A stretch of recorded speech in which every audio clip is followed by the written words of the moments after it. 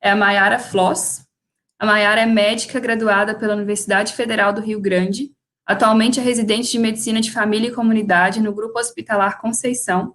Entre muitas das atividades que ela desempenhou e desempenha, vamos citar que ela coordenou em 2018 e 2019, junto com Henrique Barros, a escrita das recomendações políticas do jornal Lancet Countdown sobre o impacto das mudanças climáticas na saúde dos brasileiros em 2018 e 2019. Teriam muitas linhas mais para falar, e há muitas formas de apresentar alguém o seu currículo, mas a gente vai deixar isso para a doutora Mayara. Então, conta um pouco mais para a gente sobre saúde planetária. Bom, é uma alegria estar aqui com vocês hoje. Eu acho que é super importante a gente estar conversando sobre saúde planetária, a gente está ocupando esses espaços e tá conseguindo abrir essa discussão. Eu acho que alguns de vocês devem estar pensando que raios que é saúde planetária, e eu vou tentar trazer um pouquinho mais disso.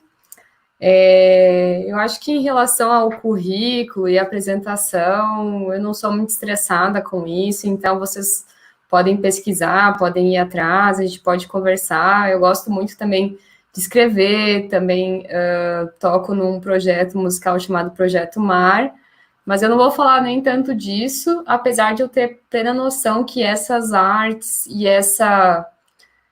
eu acho que a medicina gosta muito de fragmentar as coisas, né? Eu vejo a anatomia, a fisiologia, os pedacinhos, e aí quando a gente às vezes usa a arte ou o pensamento sistêmico ou coisas que a gente consegue juntar e olhar o todo, né? E aí a gente consegue ver o todo do paciente, a gente consegue ver várias coisas por inteiro ou completudes. Então, eu acho que às vezes a gente consegue pegar essa fragmentação e aí juntar ela de novo e ver esses pedacinhos. E eu vou tentar ajudar a ver a grande figura em relação ao nosso planeta. Eu vou tentar dividir a minha tela. Eu gosto muito que vocês façam perguntas, então, se a Andressa, se a Fernanda podem ir ajudando a coordenar as perguntas para mim acompanhando. Então, eu vou falando assim e a gente vai conversando.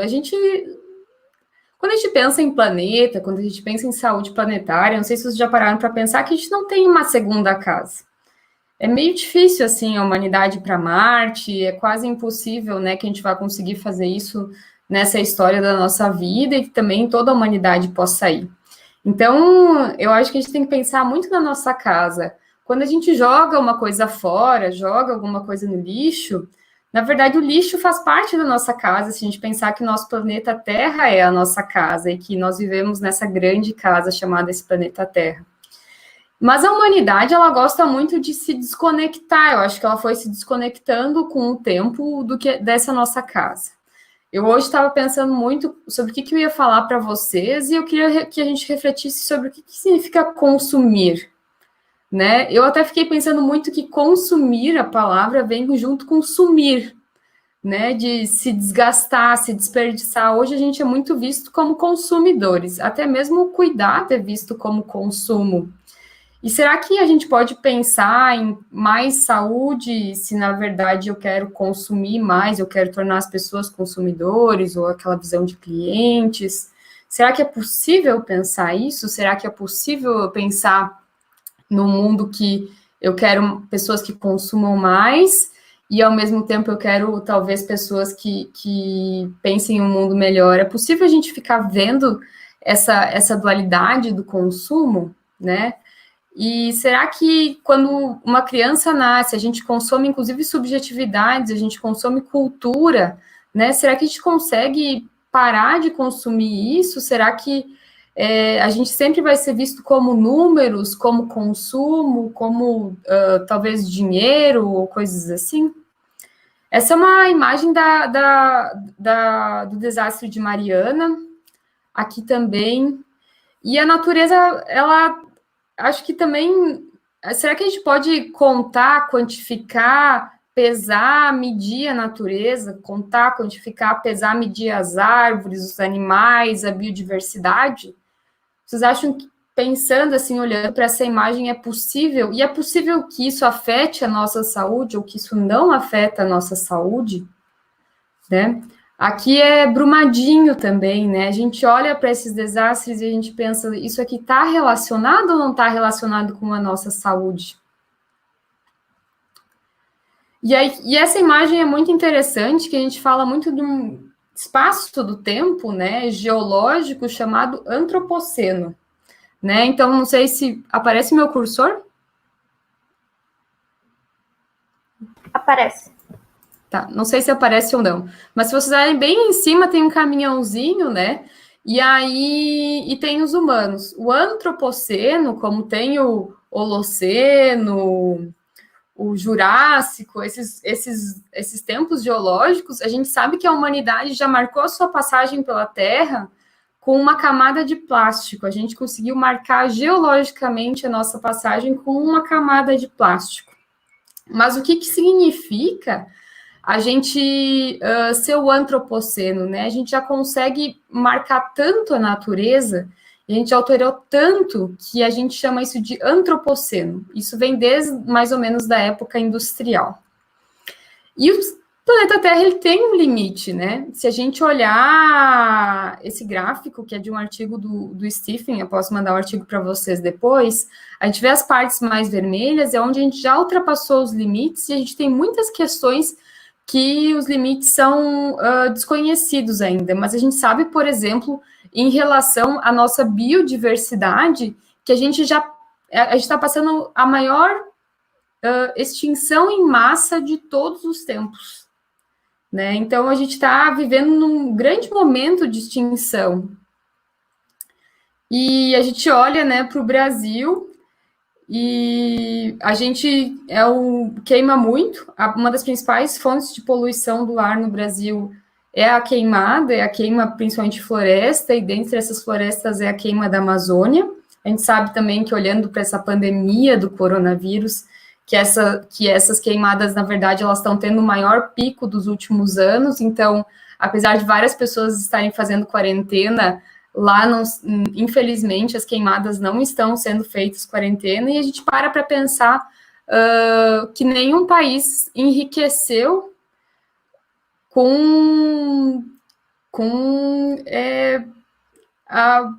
plantando soja, né, e gado, né? Então, que tipo de riqueza a gente quer? E será que a gente queimar a Amazônia afeta a nossa saúde? Eu não sei se vocês sabiam, mas a poluição do ar aumenta muito o número de doenças cardiovasculares, aumenta muito o número de infarto, o número de AVCs. Quando a gente tem um aumento da temperatura, né, por causa das mudanças climáticas, a gente tem as pessoas sendo diretamente afetadas no sentido de terem mais também eventos cardiovasculares, mais eventos de desidratação, quando a gente tem ondas de calor.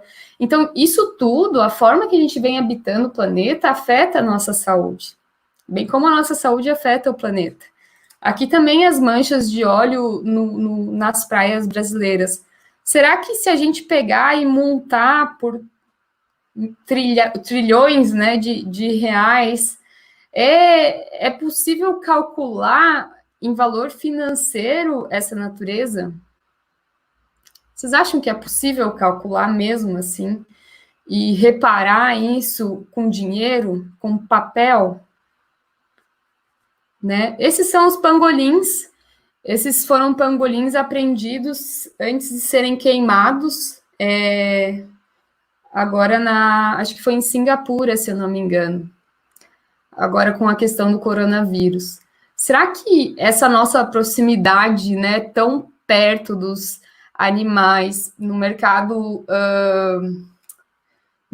vivo, né, de coisas vivas na China, será que isso não tem uma relação com o que a gente está vivendo de limite? Será que a gente já não ultrapassou os limites do nosso planeta Terra, os nossos limites com a natureza? Né? E será que isso tem a ver ou não tem a ver com a nossa espiritualidade, com a forma que a gente habita o planeta? Tem uma etnia indígena que diz que quando, né, a gente está muito habitando a Terra do jeito que a gente vem habitando, são os Krenaks, e uma das pessoas é o Ailton Krenak, que escreveu o livro Amanhã Não Está à Venda. ele diz que a gente tem que o céu está baixando sobre a gente, que o céu está muito perto da humanidade, porque a gente está destruindo muito a natureza.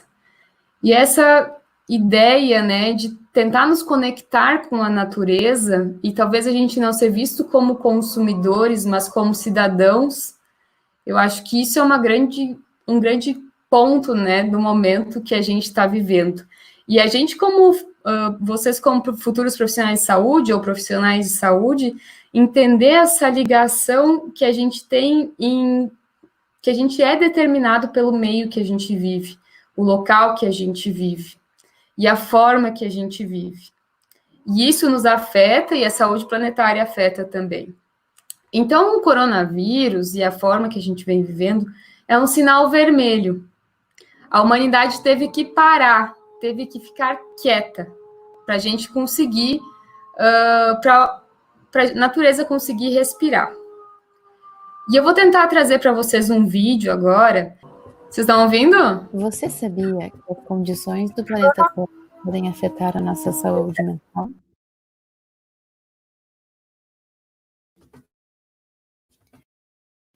A saúde mental pode ser compreendida sob uma perspectiva ampliada, como um conceito contínuo que vai desde o extremo de doença até um outro extremo de completo bem-estar. Dentro disso, há diversos processos socioambientais e culturais que influenciam a forma como vivemos. Esses processos podem ser protetivos ou destrutivos, pois a saúde mental e as doenças mentais são resultados da interação da genética com o ambiente. Ou seja, existe uma integração sistêmica entre genes, sociedade e ambiente, na promoção de saúde física e mental. Assim, o conceito de saúde planetária torna as mudanças do ambiente global um novo determinante em saúde e reconhece a hipótese do antropoceno, uma nova época geológica na qual as atividades humanas são responsáveis pelos impactos globais no clima e no funcionamento dos ecossistemas planetários. As mudanças climáticas, por nós vivenciadas, podem gerar efeitos cada vez mais reconhecidos da nossa saúde mental. Por exemplo, já é sabido que a exposição a inundações e a outros eventos extremos climáticos aumenta o risco de transtorno do estresse pós-traumático. Nesse sentido, um outro efeito é o luto ecológico, o qual consiste na falta de esperança frente às perdas causadas por mudanças ambientais destrutivas nos ecossistemas, onde o indivíduo mora e se sente conectado com a vida. Já a ecoansiedade é outra consequência em nossa saúde mental que se caracteriza pela sensação de desamparo e impotência frente às ameaças presentes e futuras causadas pela mudança do clima. Cabe citar também a síndrome psicoterrática, que, por sua vez, tem associação com a consciência da fragilidade da vida no planeta Terra. Como exemplo disso, a ativista sueca Greta Thunberg, eleita a personalidade do ano de 2019, caiu em profunda depressão, letargia e falta de apetite pouco tempo depois de entender as repercussões das mudanças climáticas e a frustração diante da falta de ações para enfrentar o problema. Portanto, viver em um planeta negligenciado afeta a nossa saúde mental. Esse tipo de adoecimento mental da sociedade pode levar ao colapso da civilização, porque aumenta o descuido com o ambiente e com as próprias pessoas, resultando num terrível círculo vicioso. Isso pode ser observado pelo aumento das desigualdades sociais, pelo enfraquecimento dos vínculos entre as pessoas marcadas pelo individualismo e pela competição, e também pela perda da conexão entre os seres humanos com os outros seres da natureza. Entretanto, todos nós somos força de mudança e podemos agir na busca de reverter esse cenário e, em cooperação com a natureza, experimentar co-benefícios. Um exemplo disso são os chamados banhos de floresta, que se referem ao ato de fazer contato e estar na atmosfera da floresta, os quais já têm benefícios comprovados pela ciência, como redução do ritmo cardíaco, da pressão arterial, do estresse, da ansiedade e da depressão. Portanto, há muito o que fazer pela saúde planetária em sinergia com a nossa própria saúde mental. Podemos mudar nossa casa, nossa dinâmica familiar, nosso local de trabalho, nosso bairro. Cada um de nós, se conectando mais com outras pessoas e com o ambiente natural onde vivemos, podemos promover a saúde mental e planetária.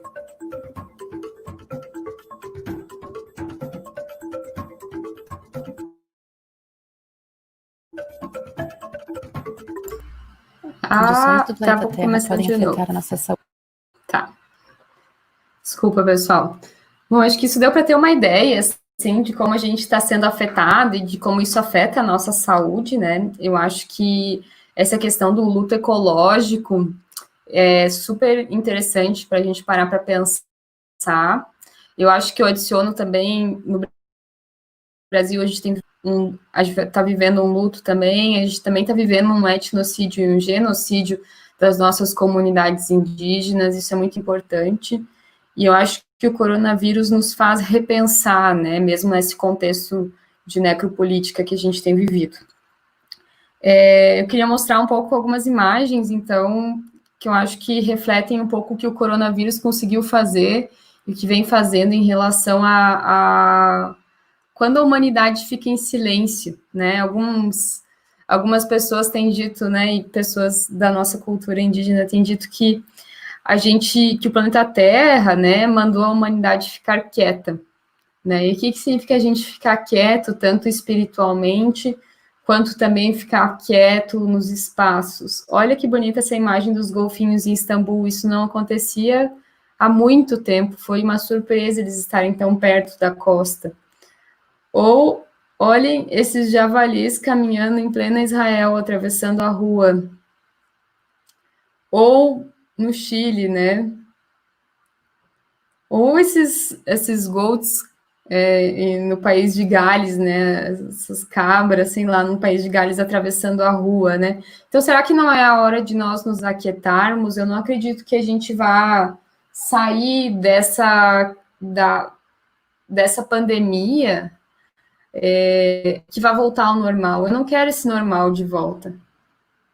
Né? A gente sabe também que tiveram águas vivas aparecendo em Veneza, e que a gente conseguiu ver várias manifestações da natureza quando a humanidade ficou mais quieta. Eu acho que isso também, ou os Himalaias que puderam ser vistos lá ao longe, as montanhas que puderam ser vistas com nós ficando mais quietos, e eu acho que isso tem muito a ver com essa espiritualidade e com essa forma de a gente enxergar o planeta conectado com a gente, não só como consumidores ou como consumismo, mas como se a gente tivesse também um papel cidadão e que a gente de fato tem esse papel na nossa existência.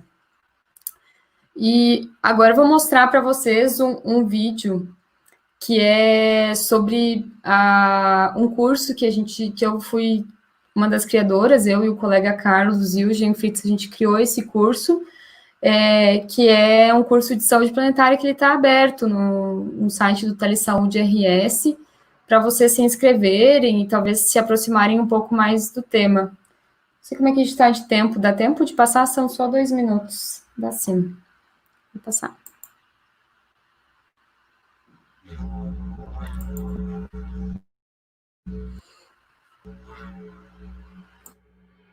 Você já pensou que só temos uma casa, que quando sai fumaça pelo escapamento do carro ou da chaminé de uma indústria, ela vai parar nos nossos narizes e pulmões?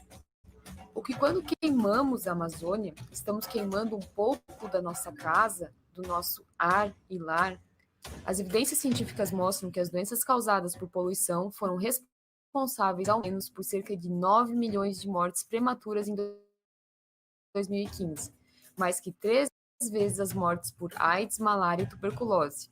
O aumento do número de casos de doenças infecto-contagiosas, como a dengue, por exemplo, também estão intimamente ligados com o fato do nosso planeta estar aquecendo.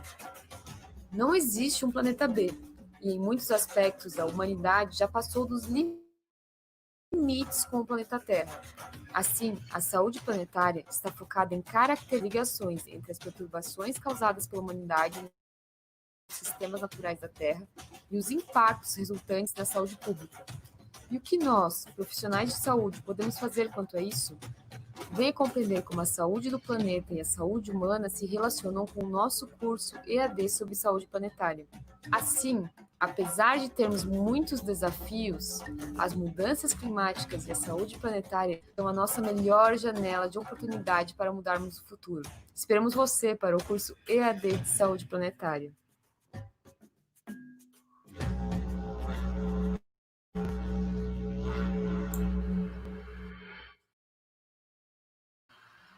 Bom, e só para terminar, assim, né, espero vocês, né, depois se vocês quiserem posso mostrar como se inscrever, mas é muito fácil, é só entrar no site do Telesaúde RS. Mas para terminar, essa charge da Mafalda, eu adoro a Mafalda, e eu acho que ela fala muito, assim, será que de fato a humanidade não funciona? Será que a gente pode funcionar diferente? Né? Eu deixo essas questões para vocês.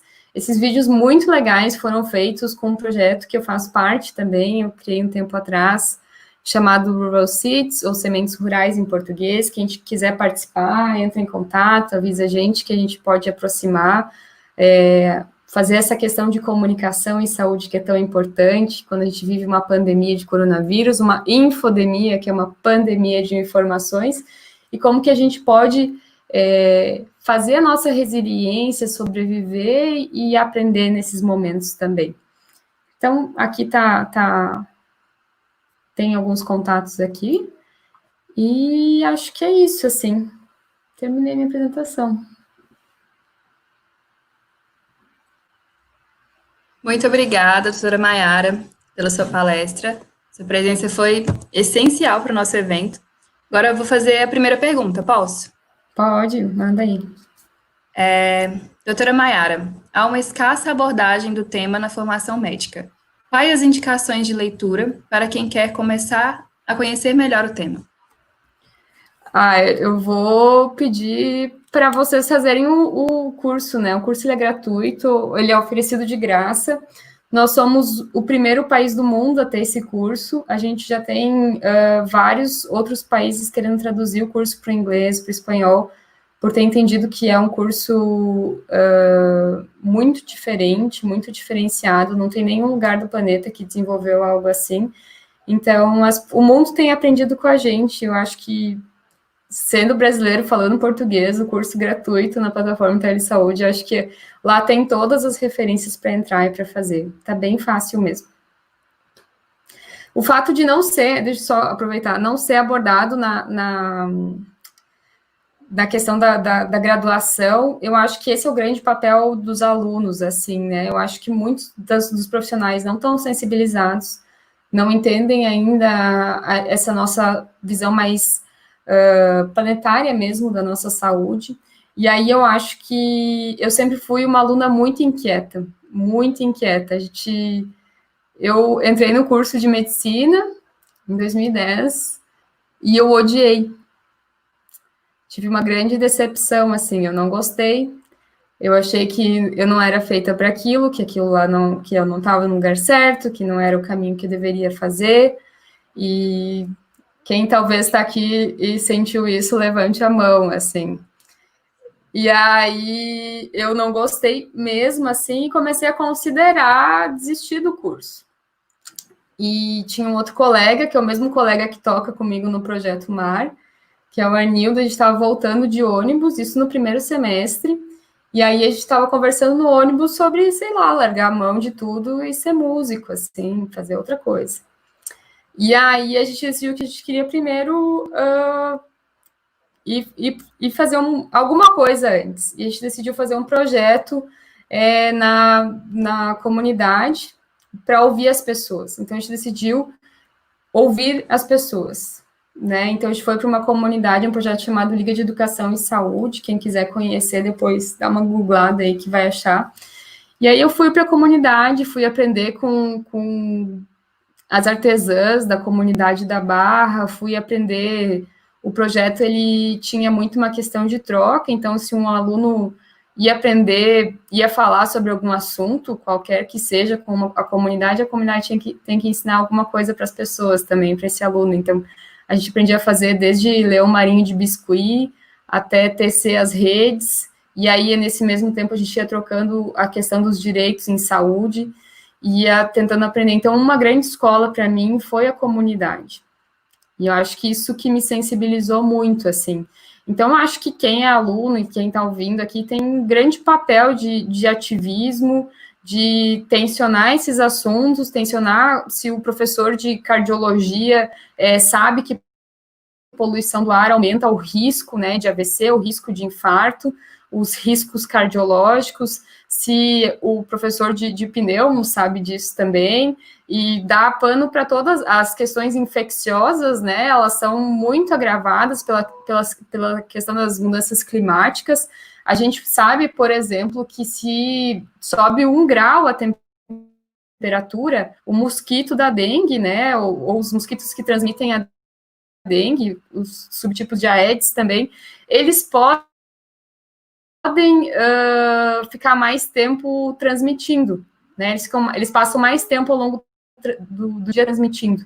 E isso é muito grave, né? A capacidade vetorial do mosquito da dengue aumenta conforme aumenta a temperatura do planeta. Então, acho que vocês se conscientizando, e daí talvez o trabalho de ligas acadêmicas dentro da espiritualidade, dentro de uma liga de saúde planetária, não importa. Eu acho que vocês têm que tensionar isso em todos os espaços, porque o que a gente quer do médico para o futuro e do médico para atender agora? A gente quer só resolver o problema clínico, isso é tampar o sol com a peneira. Os problemas são muito mais sistêmicos, e aí, bom, daí tem o meu viés da medicina de família e comunidade, que é o C da MFC, que é a questão da comunidade.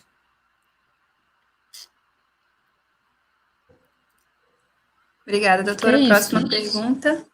Na sua prática médica, como você inclui a questão de saúde planetária com seus pacientes? Bom, eu acho essa é uma ótima pergunta, assim. Eu acho que desde mudar o estilo da unidade de saúde, né, eu também sou vegana, né, então desde sensibilizar a equipe para não estar usando copinhos plásticos além, para a gente não estar nem usando copos plásticos, a gente conseguir fazer, por exemplo, um miocário dentro da comunidade, a gente conseguir fazer compostagem.